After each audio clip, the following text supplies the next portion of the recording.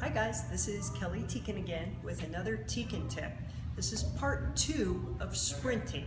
In the part 1 tip, we said that sprinting is a great exercise for getting the fat burning going. If you do sprints in the morning, then you're going to continue burning fat all day long. Okay, we know that. We also know how to start your sprint. You're going to be down in your position here. You're going to have your forward lean, and then you're going to take off. So, part 2 of the takeoff is, where do I want my first step to be? Well, I'm going to sit right here on the line, and then I'm going to use this cone to mark it. Right here where my feet end, that's where I want my first step, okay?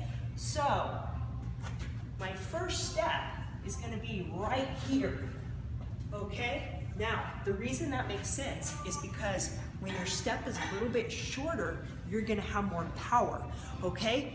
Let me show you how this makes sense. Right here, if I stride out like this, I'm going to be slow. If I start here and I go right here, I'm going to be so much faster. You can test this on your own, okay?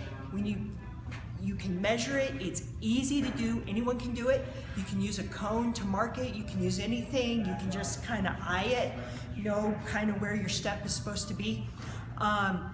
What's so cool about knowing all these techniques is if you're just like a regular person, you don't like have a certain sport, you just want to go out and do sprints, it's fun learning how to do it this way because you're gonna get good at it.